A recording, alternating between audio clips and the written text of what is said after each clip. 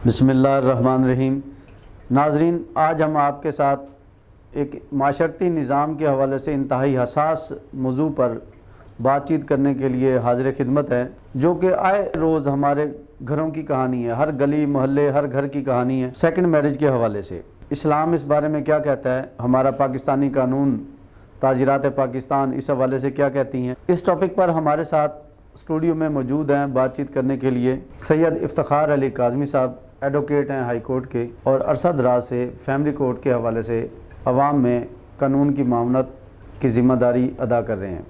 तीसरे हमारे मेहमान हैं, मुल्तान की जानी मानी शख्सियत हैं, सीनियर तजिया निगार हैं, हमारे पुराने दोस्तों साथियों में से हैं, हर दिल अजीज़ शख्सियत हैं, दिल मोहम्मद साहब, वो भी हमारे साथ स्टूडियो में मौजूद हैं। सीनियर कानूनदान हैं, गुज़श्ता 22 साल से प्रैक्टिस कर रहे हैं, एडवोकेट हैं हाई कोर्ट के, फेडरल शरीयत कोर्ट के भी वकील हैं, शहबाज मुर्तज़ा अंसारी साहब। शहबाज मुर्तज़ा अंसारी साहब किसी तारुफ के मोहताज नहीं हैं। मुल्तान ज़िला कचहरी में ना सिर्फ प्रैक्टिस के हवाले से फैमिली मामलात में, फैमिली कोर्ट्स में इनका एक अच्छा नाम है, अच्छे मुस्बत अल्फाज में जाने पहचाने जाते हैं, बल्कि इनकी एक फ़र्म है एस एंड लॉ एसोसिएट, जो सिर्फ मुल्तान ही नहीं बल्कि मुल्क भर के तमाम बड़े शहरों में उनकी ब्रांचेज़ हैं और फ़ाल ब्रांचेज़ हैं। वो आवाम को फैमिली मामलात में कानूनी मामलत फ़राहम करने के लिए हम वक्त कोशा हैं। हम इनसे बात करेंगे। शहबाज साहब, ये बताइए, दूसरी शादी का कानून क्या है, इसमें हमारा पाकिस्तान का कानून क्या कहता है और शरीयत क्या कहती है? जी शहबाज साहब। शुक्रिया यासिन लक साहब, आपने मुझे मदऊ किया। जो इस पर कानून है, एक तो मैं ये बता दूं कि ये कानून अब का नहीं है, ये 1961 का कानून है।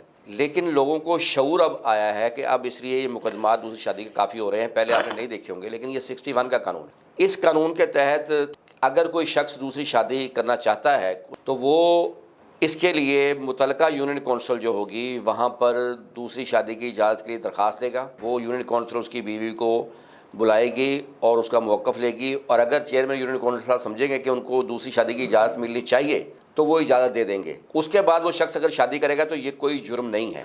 लेकिन अगर कोई शख्स बगैर यूनियन कौंसिल के चेयरमैन से इजाज़त लिए बगैर डायरेक्ट शादी कर लेता है, या उसे चेयरमैन को दरख्वास्त दी लेकिन उसको इजाज़त नहीं मिली, तो उस सूरत में ये जुर्म होगा पाकिस्तानी कानून के तहत। और 18 मार्च 2015 को पंजाब में होने वाली तरमीम के तहत उस शख्स को अदालत 1 साल जेल की सज़ा दे सकती है और 5 लाख जुर्माना कर सकती है। इसके अलावा जो भी हक़-महर होगा वो यकमुश्त उस शख्स को अदा करना होगा। ये है ये कानून जो कि 1961 से है। इस 2015 से पहले जुर्माना 5000 था, अब भी जुर्माना बाकी इस तमाम सूबों में 5000 ही है। लेकिन सिर्फ पंजाब में ये हुआ कि उन्होंने जुर्माने को 5000 से बढ़ा के 5 लाख कर दिया। सज़ा 1 साल शुरू से है तो वो अभी वही सज़ा है। हाँ, कोर्ट को ये इख्तियार है कि कोर्ट 1 साल से कम भी सज़ा दे, 1 साल तक सज़ा दे सकती है।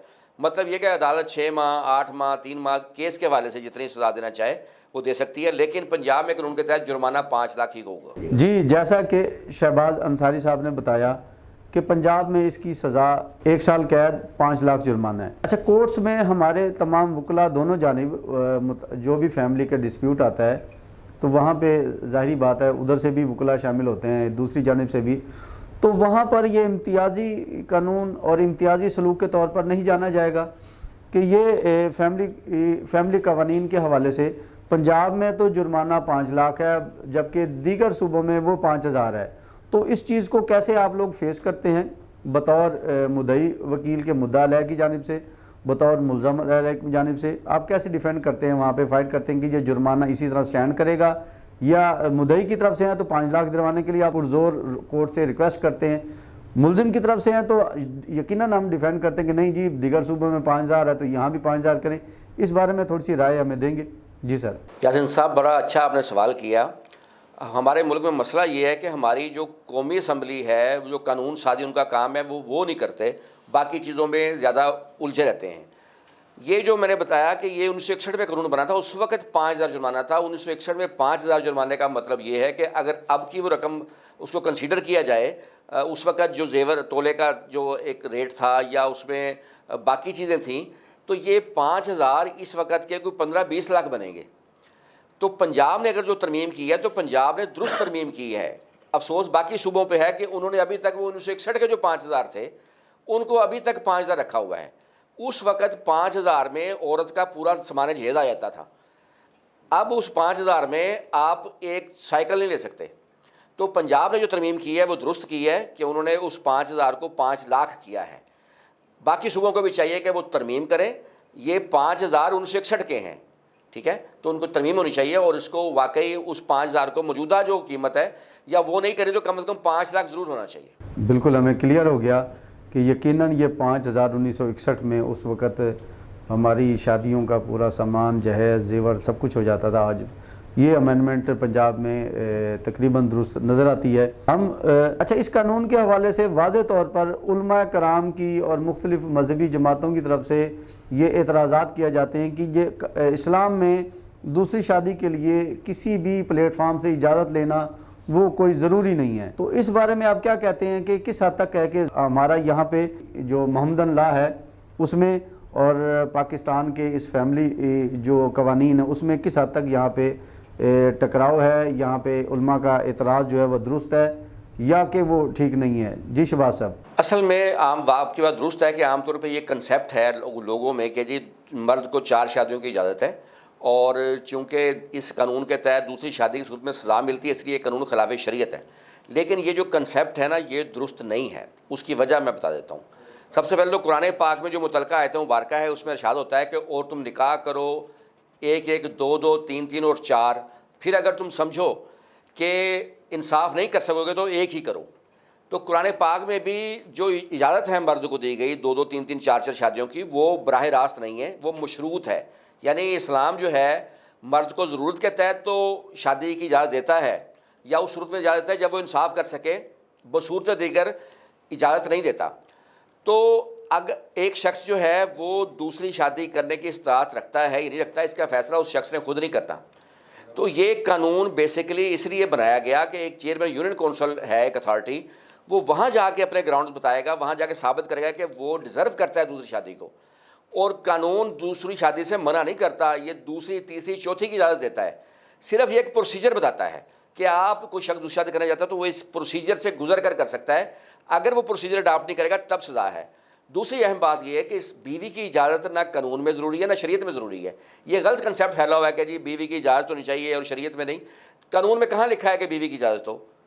شریعت میں بھی نہیں ہے. قانون صرف یہ کہتا ہے کہ جو شخص شادی کرنا چاہتا ہے دوسری, وہ چیئرمین یونین کونسل کو درخواست دے گا, وہ اس کی بیوی کو بلائیں گے, وہ وہاں ایون کہ اگر کسی شخص کی بیوی راضی بھی ہوگی دوسری شادی کے لیے شوہر کی, وہ تب بھی درخواست چیئرمین یونین کونسل کو ہی دے گا. وہاں وہ بیوی کو لے کر جائے گا, وہ وہاں اس حق میں بیان دے گی, تب وہ اجازت نامہ ملے گا. اجازت نامہ ملے گا, کوئی جرم نہیں ہے. اجازت نامہ نہیں ہے تو سزا ہے.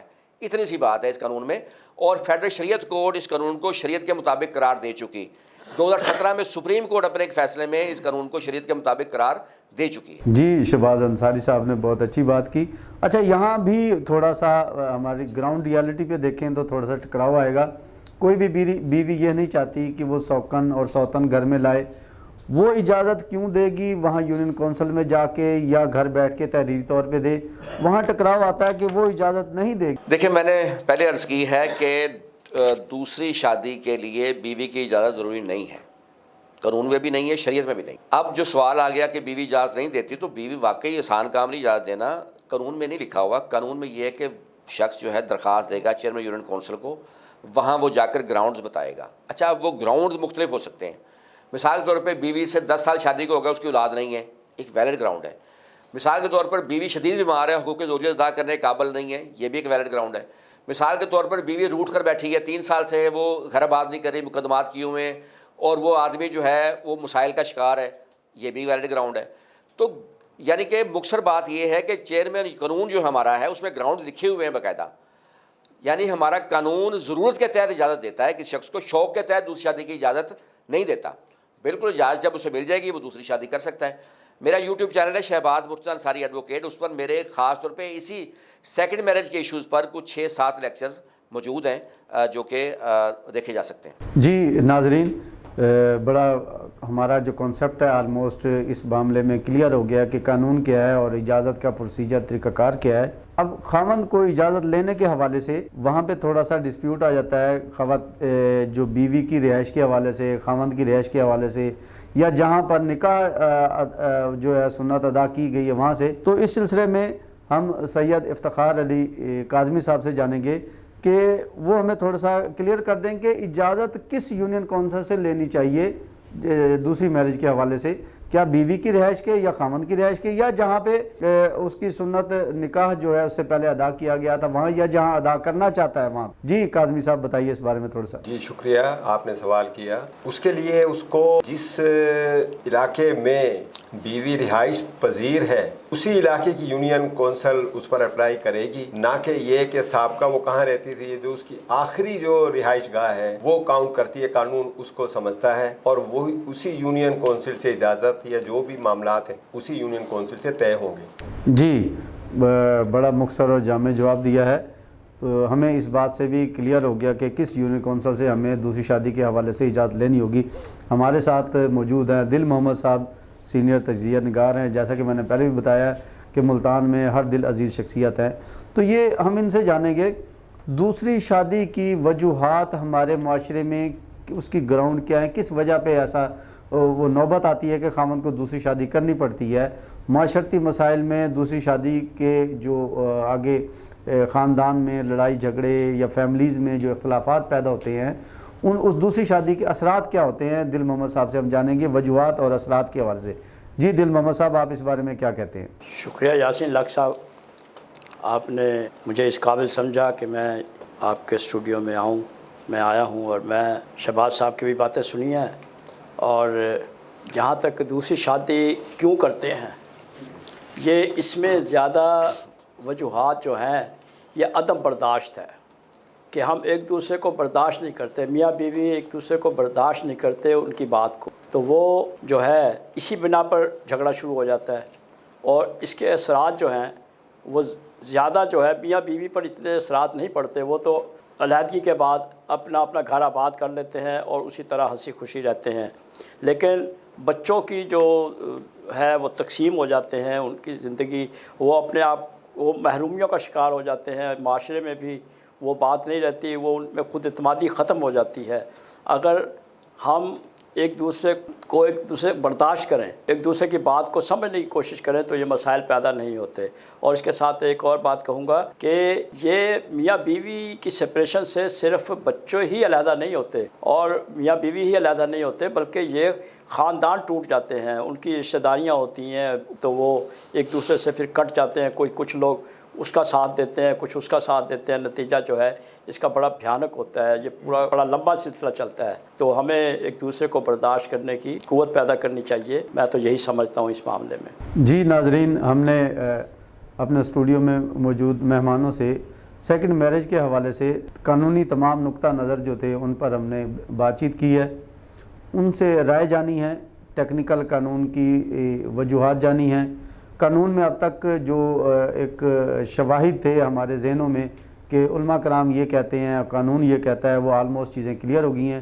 اگلے پروگرام تک کے لیے اجازت چاہیں گے. اللہ حافظ.